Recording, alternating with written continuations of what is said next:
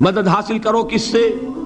صبر سے اور نماز سے۔ ان اللہ مع الصابرین، جان لو کہ اللہ تعالیٰ صبر کرنے والوں کے ساتھ۔ اور سنیے اب یہ آیت اہم ترین ہے صبر کے موضوع پر۔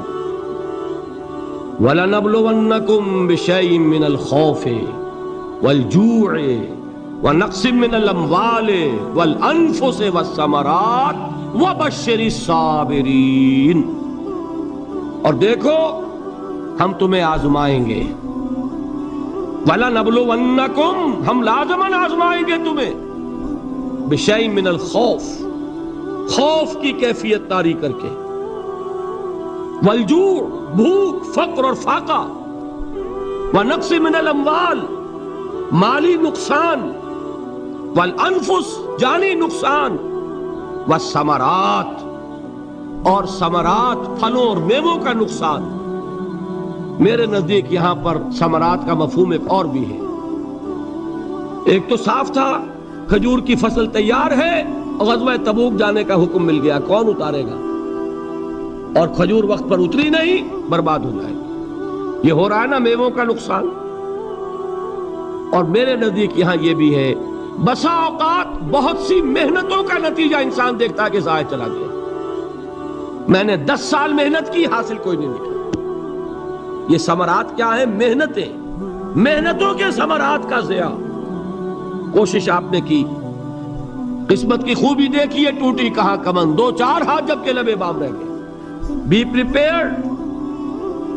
ایک شاعر کے یہ اشعار ہیں، وہ کمیونسٹ تھا، میں نام بھی نہیں لیتا، لیکن یہ کہ یہ اسی انقلابی، چونکہ ان کا بھی ایک انقلابی نظریہ ہے، انقلابی عمل میں یہ سارے مراحل آتے ہیں۔ کوئی سیٹ بیک آیا، فرض کیجئے کوئی ناکامی ہو گئی، تو اپنے ساتھیوں کو دل بندھانے کے لیے یہ فصل امیدوں کی ہمدم اس بار بھی غارت جائے گی، سب محنت صبحوں شاموں کی اب کے بھی اکارت جائے گی۔ میرے نزدیک یہ ثمرات کا جو لفظ یہاں آیا ہے، وَنَقْصٍ مِّنَ الْأَمْوَالِ وَالْأَنفُسِ وَالثَّمَرَاتِ، سب محنت صبحوں شاموں کی اب کے بھی اکارت جائے گی۔ دھرتی کے کونوں کھدروں میں پھر اپنے لہو کی کھاد بھرو، پھر مٹی سینچو اشکوں سے، پھر اگلی رت کی فکر کرو، پھر اگلی رت کی فکر کرو، جب پھر ایک بار اجڑنا ہے۔ ایک فصل پکی تو بھر پایا، تب تک تو یہی کچھ کرنا ہے۔ ایک مقصد ہے سامنے، انقلاب برپا کرنا ہے۔ ایک کوشش ناکام ہو جائے کوئی پرواہ نہیں، نیکسٹ، پھر تیار رہو ناکامی کے لیے۔ ایسا نہ ہو جو انگریزی میں کہتے ہیں hope for the best but be prepared for the worst. ایسا نہ ہو کہ دوسری مرتبہ ناکام ہو کے بددل ہو جاؤ، تمہاری ہمتیں جواب دے جائیں، نہیں، پہلے سے تیار رہو کہ دوسری مرتبہ بھی ناکامی آئے تو آئے، لیکن جب تک کہ کامیابی حاصل نہیں ہوتی ہمیں یہ کام کیے چلے جائیں۔ صبر کا مادہ نہیں ہوگا تو آپ کام نہیں کر سکیں گے۔ اور اسی کا ایک دوسرا رخ ہے، جب آپ دعوت حق کے لیے کھڑے ہوں گے، پہلا قدم کیا آتا ہے؟ استہزاء، تمسخر، مذاق اڑانا، جس کی میں مثال اب دینا چاہتا ہوں محمد الرسول اللہ صلی اللہ علیہ وسلم کی شخصیت سے۔ دیکھیے ہم کیا اور ہماری بساط کیا، ہم کیا مبلغ ہوں گے، کیا داعی ہوں گے، ہمارے اپنے دامن پر داغ ہوتے ہیں، لیکن یہ کہ محمد الرسول اللہ کے دامن پر کوئی داغ تھا؟ ان کو تو سارے مکے والے الصادق الامین کہتے تھے، نہایت محبوب شخصیت تھے، ان کے لیے تو جا صادق، جا الامین، یہ الفاظ سننے میں آتے تھے، آنکھوں کا تارا۔ لیکن جب آپ نے دعوت اب شروع کی، اب قرآن مجید میں دیکھیے، کسی نے کہا مجنون ہو گئے، دماغ خراب ہو گیا، پاگل ہو گئے، اجی شاعر ہے، کچھ شعر توڑ لیتے ہیں، ہم پر دھوس جماتے ہیں۔ کسی نے کہا ساحر ہے، کچھ جادو سیکھ لیا ہے۔ یہاں تک کہ ایسے بدبخت بھی پیدا ہوئے، قرآن میں ہے ساحر کذاب، سحر کرنے والا جادوگر نہایت جھوٹا۔ یہ الفاظ کہے جا رہے ہیں کس کی شان میں؟ محمد الرسول اللہ صلی اللہ علیہ وسلم۔ قرآن میں نقل کیا گیا، یا ایھا الذی نزل علیہ الذکر انک لمجنون۔ کبھی آپ نے اس کا ترجمہ سوچا؟ اے وہ شخص دیکھیے تصور کیجئے حضور جا رہے ہیں، تشریف لے جا رہے ہیں، کسی دعوت میں ہے، تبلیغ میں، یا ویسے ہی تشریف لے جا رہے ہیں، اور کوئی ایک جمگھٹا ہے لوگوں کا، ادھر سے فقرہ آتا ہے، تیر کی طرح لگتا ہے دل میں جا کر محمد کے صلی اللہ علیہ وسلم۔ اے وہ شخص جس کا یہ خیال ہے کہ اس پر کوئی ذکر نازل ہو رہا ہے، ہمارے خیال میں تو تمہارا دماغ خراب ہو گیا۔ یا ایھا الذی نزل علیہ الذکر انک لمجنون، کہا کہ نہیں کہا؟ اور یہ نہ سمجھیے کہ حضور صلی اللہ علیہ وسلم کے قلب مبارک کو تکلیف نہیں ہوتی تھی۔ میں قرآن سے ثابت کروں گا، میں کہیں کوئی کہانیاں بیان نہیں کرنا چاہتا۔ قرآن نے کہا ہے وَلَقَدْ نَعْلَمُ أَنَّكَ يَضِيقُ صَدْرُكَ بِمَا يَقُولُونَ، اے نبی ہمیں خوب معلوم ہے صلی اللہ علیہ وسلم کہ جو کچھ یہ لوگ کہہ رہے ہیں اس سے آپ کا سینہ بھجتا ہے، یہ جو گھٹن ہوتی ہے، صدمہ ہوتا ہے۔ انکا یضیق صدرک بما یقولون، ہمیں خوب معلوم ہے کہ جو کچھ یہ باتیں آپ کو سننی پڑ رہی ہیں، یہ کڑوی کسیلی باتیں، یہ جو فقرے چست ہو رہے ہیں، استہزاء ہو رہا ہے، تمسخر ہو رہا ہے۔ سورہ ہجر میں ہے، ایک جگہ کھڑے ہوئے لوگ قرآن کا مذاق اڑا رہے ہیں، بھائی فلاں آیت تم لے جانا، فلاں آیت میری ہوگی، اس کے ٹکڑے کر رہے ہیں، اس کے ٹکڑے حصے بکھرے کر کے قیمہ بنا کر ان آیات کا تمسخر اڑا رہے ہیں۔ ایک جگہ قرآن مجید میں مذکور ہے کہ فرشتوں کا مذاق اڑ رہا ہے، بھائی یہ دیکھو محمد نے کہا ہے صلی اللہ علیہ وسلم کہ جہنم پر تو کل 19 فرشتے ہیں، علیہا 19 قرآن میں آیت نازل ہوئی۔ ایک پہلوان کہتا بھائی 10 کو تو میں سنبھال لوں گا، باقی 9 کا تم انتظار کر لو۔ یہ باتیں آ رہی ہیں حضور کے کانوں، کلام الہی کے ساتھ کیا سلوک ہو رہا ہے، مجھ پر کیا فقرے چست کیے جا رہے ہیں، مجھ پر جس طریقے سے استہزاء اور تمسخر کا رویہ اختیار کیا گیا ہے، دل بھج رہا ہے، دل میں صدمہ ہے۔ دیکھیے سورہ نون ہے، اور میرے نزدیک یہ دوسری وحی ہے جو حضور پر نازل ہوئی ہے، اس کی ابتدائی آیات، نون والقلم وما یسطرون ما انت بنعمت ربک بمجنون وان لک لاجرا غیر ممنون وانک لعلی خلق عظیم فستبصر ویبصرون بأیکم المفتون ان ربک هو یعلم بمن ضل عن سبیلہ وهو اعلم بالمہتدین۔ نون، قسم ہے قلم کی اور جو کچھ یہ لکھتے ہیں۔ اے نبی آپ اپنے رب کی نعمت سے مجنون نہیں ہیں۔ یہ کیوں کہا جا رہا ہے؟ حضور کو جو صدمہ پہنچا ہے وہی نازل ہوئی ہے دل جوئی کے لیے، تسلی کے لیے۔ آپ کیوں برا منا رہے ہیں؟ اے نبی آپ کیوں صدمہ اور رنج اور اندوہ محسوس کر رہے ہیں؟ ان بدبختوں کے کہنے سے کوئی آپ مجنون ہو جائیں گے؟ مانتا بے نعمت ربک بمجنون وَإِنَّ لَكَ لَأَجْرًا غَيْرَ مَمْنُونَ، آپ کو جو یہ صبر کرنا پڑ رہا ہے، آپ کو جو یہ جھیلنا پڑ رہا ہے، اس کی وجہ سے آپ کو وہ اجر ملے گا جس کا سلسلہ کبھی منقطع نہیں ہوگا۔ وَإِنَّكَ لَعَلَىٰ خُلُقٍ عَظِيمٍ، اور اے نبی آپ تو خلق عظیم کے حامل ہیں۔ آپ کا اخلاق، آپ کا کردار، آپ کی سیرت، آپ کی شخصیت میں طہارت، نفاست، پاکیزگی، آج تک دنیا نے کوئی پاگل، کوئی مجنون ایسا بھی دیکھا؟ یہ ساری باتیں اللہ تعالیٰ حضور کی دلجوئی کے لیے فرما رہے ہیں۔ اس سے آپ اندازہ کیجئے کہ کتنا صدمہ ہوتا ہوگا۔ یہی ہے، اس ساری چیز کو جمع کیجئے تو یہ چیز کیا ہے؟ وَاصْبِرْ عَلَىٰ مَا يَقُولُونَ وَاهْجُرْهُمْ هَجْرًا جَمِيلًا، صبر کرو اے نبی، صبر کرو اے محمد صلی اللہ علیہ وسلم، جھیلو اور برداشت کرو اس پر جو یہ کہہ رہے ہیں۔ اچھی طرح نوٹ کیجئے یہ بات، ذرا سیرت ہی کا سمجھ لیجئے، آج ایک بیان ہو جائے گا۔ یوں سمجھیے جب حضور نے یہ کہا کہ مجھ پر وحی نازل ہوئی، فرشتے سے ملاقات ہوئی، تو اب وہ چہمے گوئیاں شروع ہو گئی، معلوم ہوتا دماغ خراب ہو گیا۔ دیکھیے ہم نہیں کہتے تھے یہ جا کے غار حرا میں بیٹھتے ہیں، کئی کے دن رہتے ہیں، بھوکے رہتے ہیں، وہ خشکی چڑھ گئی نا آخر۔ یہ جس طرح کی باتیں دنیا میں آج ہوتی ہیں اسی طریقہ کی باتیں ہوتی تھیں۔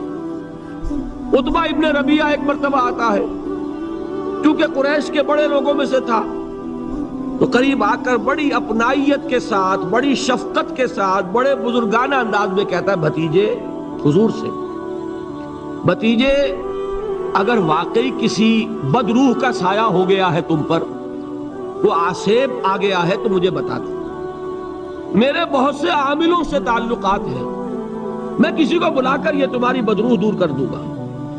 اب آپ سوچئے کیا بیتی ہوگی حضور کے دل پر۔ یہ وہ کیفیات ہیں، اور یہ نوٹ کر لیجئے 4 برس تک یہی شکل رہی ہے۔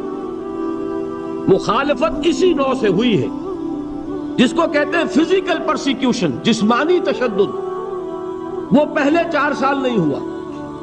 اس کی وجہ کیا ہے کہ در حقیقت جب بھی کبھی کوئی ایسی دعوت اٹھتی ہے، اب مجھے اجازت دیجئے میں ایک لفظ انقلاب یہاں استعمال کر لوں، انقلابی دعوت۔ کل میں نے کہا تھا نا، ایک ہوتی ہے خالص مذہبی تبلیغ، ایک ہوتی ہے انقلابی تبلیغ۔ مذہبی تبلیغ کی سب سے بڑی مثال عیسائیت کی تبلیغ، اور انقلابی تبلیغ کی سب سے بڑی مثال اشتراکی تبلیغ۔ میں باہر سے مثالیں دے رہا ہوں، اندر سے نہیں دینا چاہتا۔ آگے یہ کہ یہ قدر گفتے باقی فکر کن، آگے انسان اپنی عقل سے کام لے، سوچے، غور و فکر کرے۔ تو یہ انقلابی تبلیغ تھی محمد الرسول اللہ صلی اللہ علیہ وسلم۔ اور انقلابی تبلیغ کے اندر یہ بات جان لیجئے کہ پہلا رد عمل جو ہوتا ہے معاشرے کا، وہ یہ ہوتا ہے کہ کوئی ایسی بات گھبرانے کی نہیں ہے، ایک آدمی کا دماغ خراب ہو گیا ہے اور کچھ سر پھرے قسم کے چند نوجوان اس کے ساتھ ہیں، ایسی کیا بات ہے گھبرانے کی؟ مشت خاک ہے، بس ان کو چٹکیوں میں اڑاؤ۔ جو چٹکیوں میں اڑانا کہلاتا ہے نا، اسی کو قرآن مجید میں ایک اور جگہ کہا گیا ہے، یریدون لیطفئوا نور اللہ بافواہہم، یہ چاہتے ہیں کہ اللہ کے نور کو اپنے منہ سے بجھا دیں، پھونکے مار کے ہی بس۔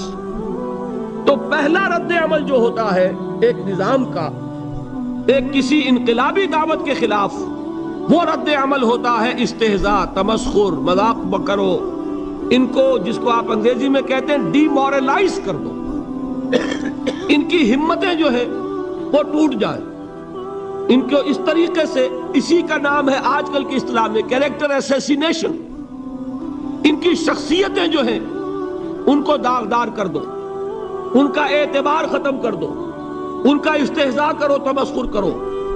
اور یہ میں آپ سے عرض کر رہا ہوں اس وقت ایک گونا فخر کے ساتھ اور اللہ تعالیٰ کا شکر ادا کرتے ہوئے کہ میں نے جو کام بھی کیا ہے اس وقت پاکستان میں، آپ نے اخبارات میں دیکھا ہوگا، بڑا دقیانوسی مولوی ہے، بیگمات کا رد عمل جو ہوا وہ آپ کے علم میں ہوگا، بڑے جو یہ جدید ہمارے روشن خیال قسم کے جو صحافی ہیں، اگر کہیں آپ نے پڑھا ہو جس طرح استہزاء ہوا ہے، جس طرح مذاق اڑایا گیا ہے، جو الفاظ استعمال کیے گئے ہیں، وہ میرے نزدیک بہت بڑی سند ہے جو اللہ کے ہاں جا کر پیش کروں گا کہ اللہ تیرے دین کے لیے۔ میں نے اپنے گھر سے کوئی بات نہیں کہی، میں نے جو بات کہی وہ جو شریعت محمدی کی بات ہے وہ کہی۔ اگر اپنی طرف سے کہی ہو، کوئی اضافہ کیا ہو، تو اللہ تعالیٰ کی پھٹکار ہو مجھ پر اور لعنت ہو مجھ پر۔ لیکن اگر میں نے وہی کچھ کہا جو شریعت محمدی کا تقاضا ہے اور قرآن اور سنت کی بات ہے، تو پھر اگر مجھے کسی نے پاگل کہا اور کسی نے دقیانوسی کہا اور کسی نے اور فقرہ چست کیا، تو میں اس کے لیے، میں تو سمجھتا ہوں میرے لیے وہ سند ہے جو اللہ تعالیٰ کے ہاں میں جا کر پیش کروں۔ اور یہ جان لیجئے کہ وہی بات ہوتی ہے ہمیشہ، ہسٹری ریپیٹس اٹسیلف۔ وہ بات کریں گے جو حضور نے کی تھی، وہی رد عمل سامنے آئے گا جو اس وقت آیا۔ اس لیے کہ یہ تو جو انسانی مزاج ہے وہ نہیں بدلا، معاشرے کا انداز نہیں بدلا، وہ جو کام ہوگا اس کا رد عمل ابتدائی وہی ہوگا۔ اور اس میں در حقیقت امتحان ہوتا ہے صبر کا۔ کیا دل شکستہ ہو کر بیٹھ رہے گا انسان؟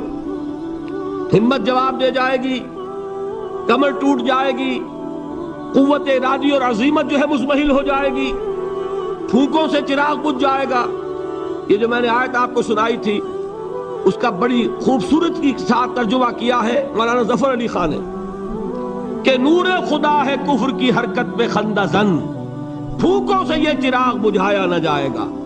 یریدون لیطفئوا نور اللہ بافواہہم واللہ متم نورہ ولو کرہ الکافرون، یہ چاہتے ہیں کہ اپنے منہ کی پھونکوں سے اللہ کے نور کو بجھا دیں، حالانکہ اللہ تعالیٰ تو اپنے نور کا اتمام فرما کر رہے گا۔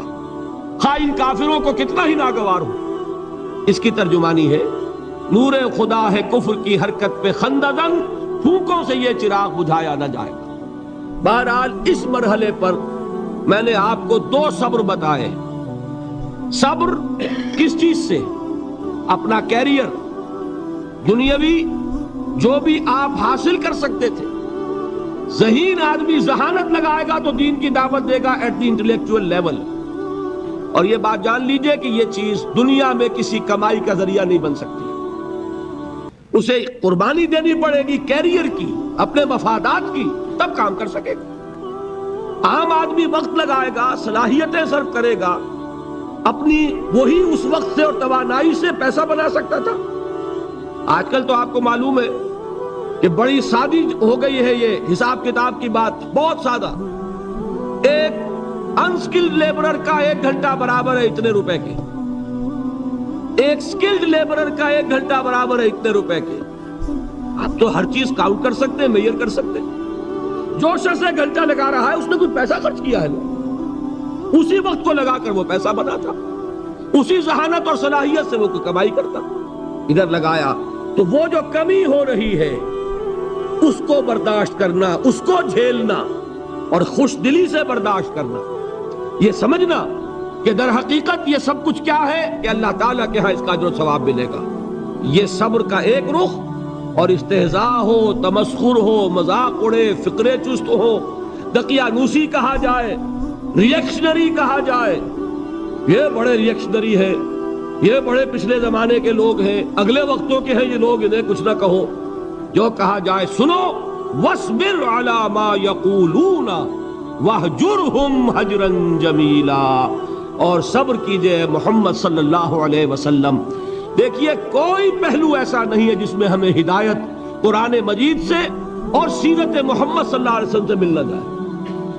اگر اللہ تعالیٰ مقام دعوت پر فائز ہونے کی توفیق عطا فرما دے تو جو مرحلے پیش آئیں گے وہ آپ کو نظر آ جائیں گے سیرت محمدی میں صلی اللہ علیہ وسلم، اور اس وقت حضور سے جو کہا گیا اس سے آپ کے دل پر بھی، اس کے زخمی جو آپ کا دل ہے، آپ کے احساسات ہیں، اس پر مرہم رکھا جائے گا۔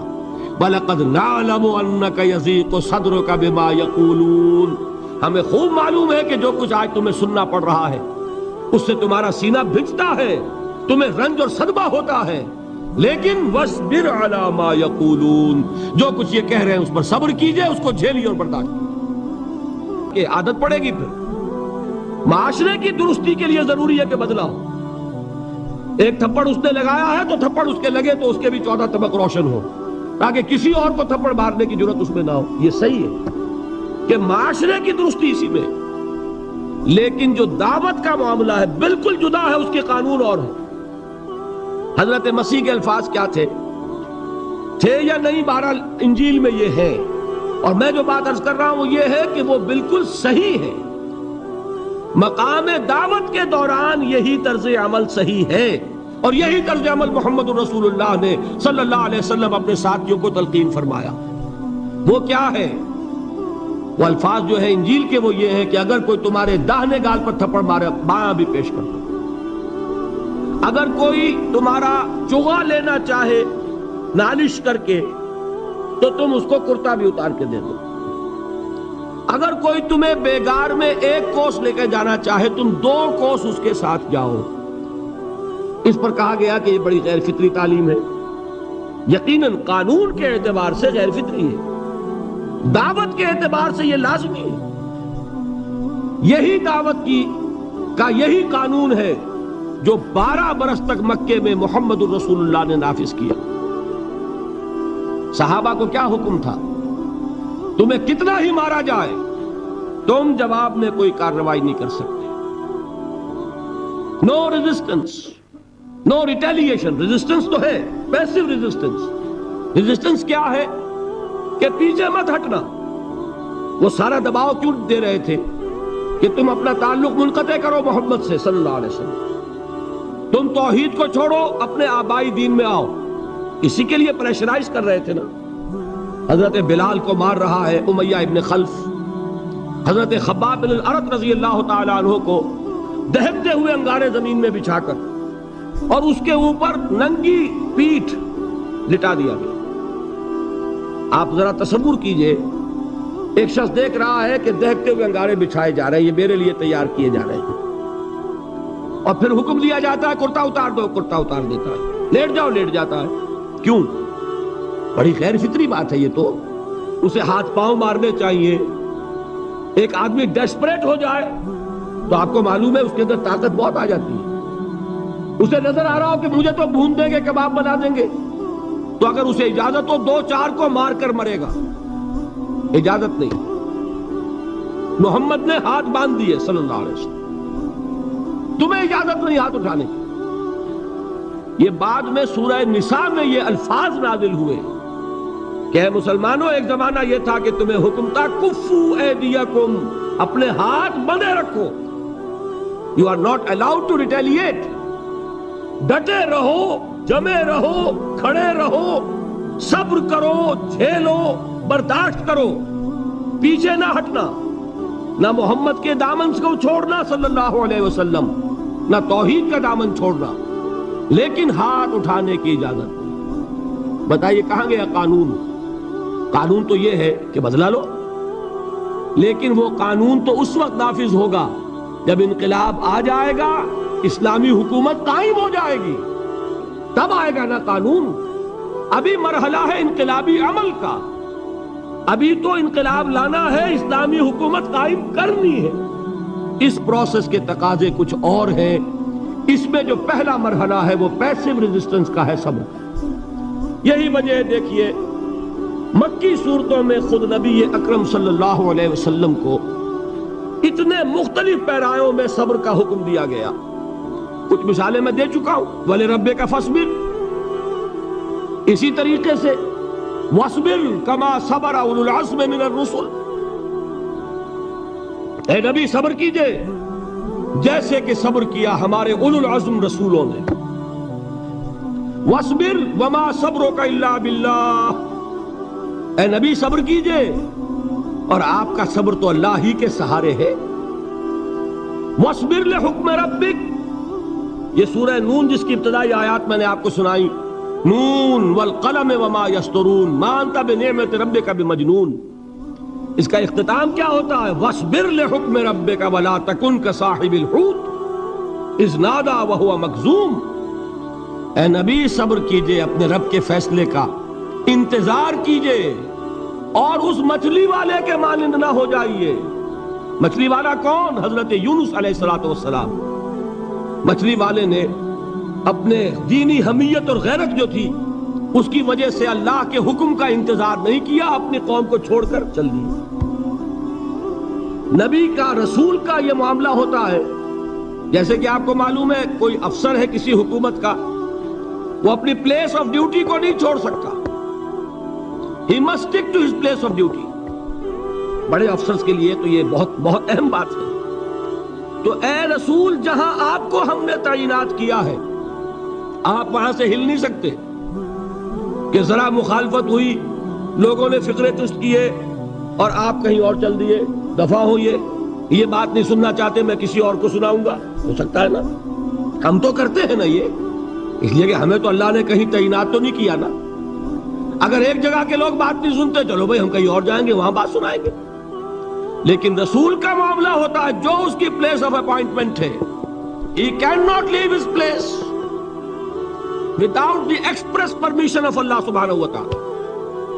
آپ نے یہ سنا ہوگا، سیرت کی تقاریر میں پڑھا ہوگا کہ مدینے کی طرف ہجرت کی اجازت حضور نے تمام صحابہ کو دے دی، خود منتظر رہے جب تک کہ اللہ کی طرف سے اجازت نہیں آ گئی۔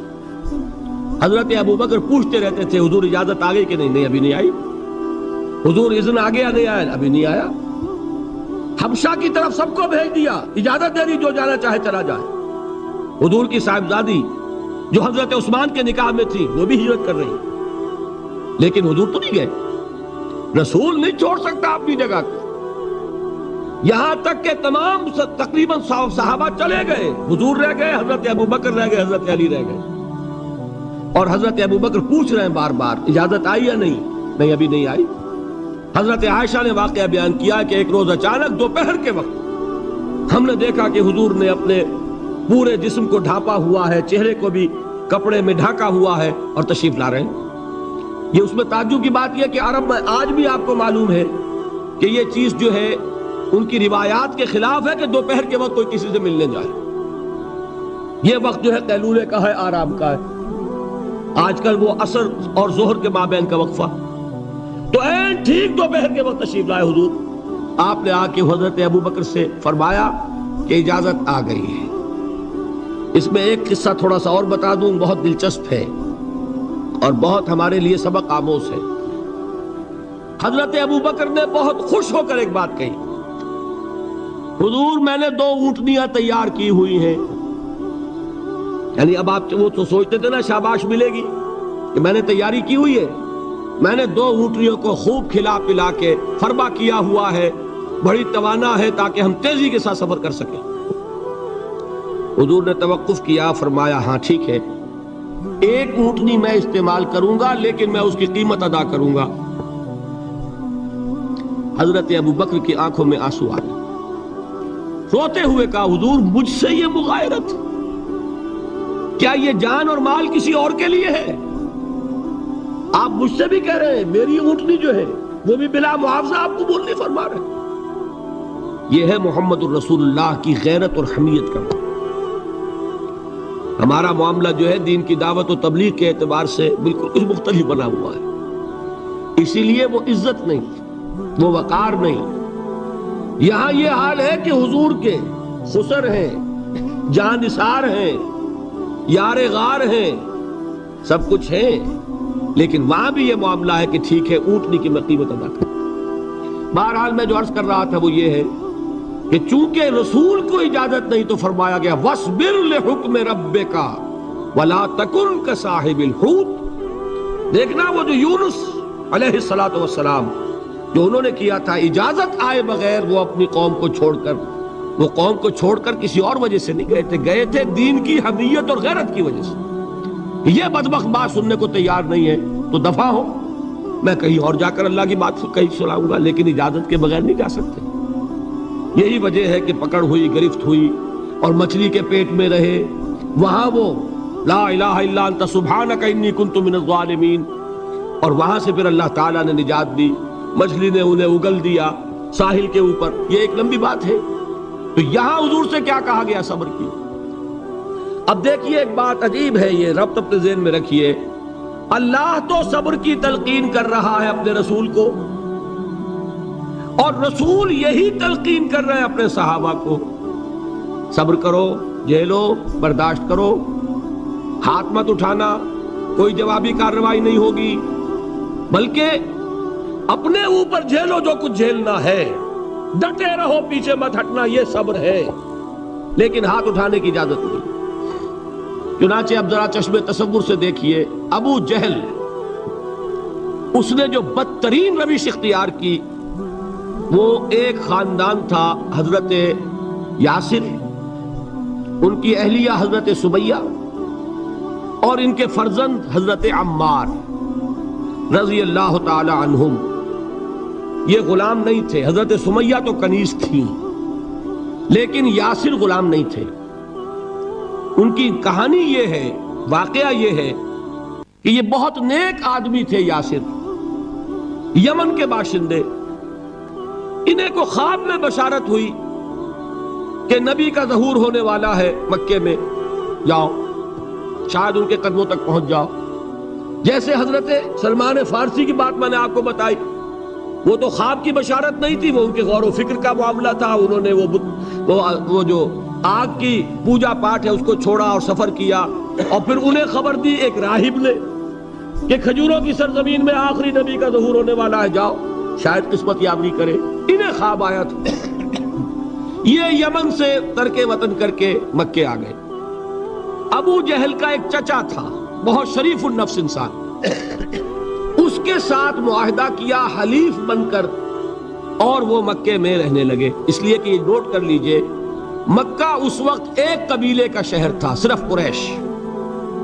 یا قرشی رہ سکتا تھا وہاں، یا قرشی کا حلیف. اگر کسی کے ساتھ اس کی، جیسے آپ کو معلوم ہے یہاں کاروبار وغیرہ کرنے میں سعودی عرب میں شراکت جو ہے وہ کسی لوکل سعودی کے ساتھ ہوگی تو آپ کر سکتے، وہ کفیل ہے، ورنہ آپ کچھ نہیں کر سکتے. اسی طرح کی بات وہاں تھی کہ اگر تو کسی قرشی نے آپ کو امان دی ہوئی ہے تو آپ رہ سکتے ہیں مکے میں، ورنہ نہیں. یا تیسرے قرشی کا غلام تو ملکیت ہی ہے اس کی، جیسے بھیڑ بکری ہے کسی قرشی کی، اسی طرح اس کے غلام ہے. یہ 3 کیٹیگریز تھی انسانوں کی مکے میں.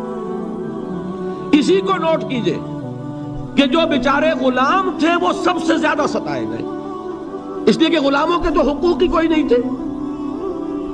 ان کو تو اگر کوئی شخص اپنے غلام کو ذبح کر دیتا تھا تو بھی کوئی پوچھنے والا نہیں. بالکل ایسے ہی ہے نا، آپ کی بکری آپ نے ذبح کی، گوشت کھا لیا، کوئی آپ سے کوئی پوچھ سکتا ہے؟ جب ملکیت ہے، آپ کی بکری آپ کی تھی، آپ نے ذبح کر دی. غلام آپ کی ملکیت تھا، آپ نے ختم کر دیا.